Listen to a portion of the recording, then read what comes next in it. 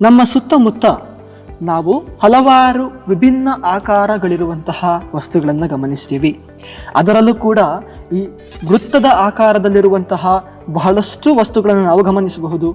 ಉದಾಹರಣೆಗೆ ನಾವು ಬಳಸುವಂತಹ ವಾಹನಗಳ ಚಕ್ರಗಳಿರ್ಬೋದು, ಅಥವಾ ಹೆಣ್ಣು ಮಕ್ಕಳು ತೊಟ್ಟುಕೊಳ್ಳುವಂತಹ ಬಳೆಗಳಿರ್ಬೋದು, ಅಥವಾ ಗೋಡೆಯ ಮೇಲೆ ಇರುವಂತಹ ಗಡಿಯಾರ ಇರ್ಬೋದು, ನಾವು ಬಳಸುವಂತಹ 1 ರೂಪಾಯಿ 5 ರೂಪಾಯಿ ನಾಣ್ಯಗಳಿರ್ಬೋದು, ಕೀಲಿಯ ಗೊಂಚಲುಗಳಿರ್ಬೋದು, ಅಥವಾ ನೀವು ಬಳಸುವಂತಹ ಅಂಗಿಯ ಬಟನ್ಗಳಿರ್ಬೋದು.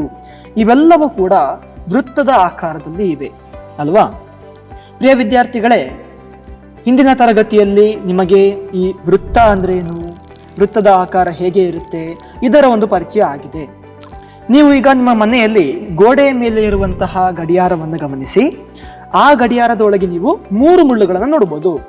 ಈಗ ನೀವು ಆ 3 ಮುಳ್ಳುಗಳಲ್ಲಿ ಸೆಕೆಂಡ್ ಅನ್ನು ತೋರಿಸುವಂತಹ ಮುಳ್ಳನ್ನು ಗಮನಿಸಿ. ಈ ಒಂದು ಮುಳ್ಳು ಉಳಿದ 2 ಮುಳ್ಳುಗಳಿಗಿಂತ ಗಡಿಯಾರದೊಳಗೆ ವೇಗವಾಗಿ ಚಲಿಸುತ್ತೆ ಅಲ್ವಾ? ಈಗ ಆ ಸೆಕೆಂಡ್ ಅನ್ನು ತೋರಿಸುವಂತಹ ಮುಳ್ಳಿನ ತುದಿಯನ್ನು ಗಮನಿಸಿ. ಆ ಮುಳ್ಳು ಗಡಿಯಾರದ ಒಳಗೆ ಚಲಿಸುವಾಗ ಆ ಮುಳ್ಳಿನ ತುದಿಯು ಅಲ್ಲಿ ಯಾವ ರೀತಿಯಾದಂತಹ ಮಾರ್ಗವನ್ನ ಅಥವಾ ದಾರಿಯನ್ನ ಉಂಟು ಮಾಡ್ತಾ ಇದೆ, ಇದನ್ನ ನೀವು ಗಮನಿಸಿ. ಒಂದ್ಸಾರಿ ನಿಮ್ಮ ಮನಸ್ಸಲ್ಲಿ ಯೋಚನೆ ಮಾಡಿ, ಸೆಕೆಂಡ್ ಅನ್ನು ತೋರಿಸುವಂತಹ ಮುಳ್ಳಿನ ತುದಿಯು ಯಾವ ರೀತಿಯ ಮಾರ್ಗವನ್ನ ಉಂಟು ಮಾಡುತ್ತೆ? ಹೌದು ವಿದ್ಯಾರ್ಥಿಗಳೇ, ಈ ಒಂದು ಮುಳ್ಳಿನ ತುದಿಯು ವೃತ್ತದ ಆಕಾರದಲ್ಲಿರುವಂತಹ ಮಾರ್ಗವನ್ನ ಉಂಟು ಮಾಡ್ತಾ ಇದೆ.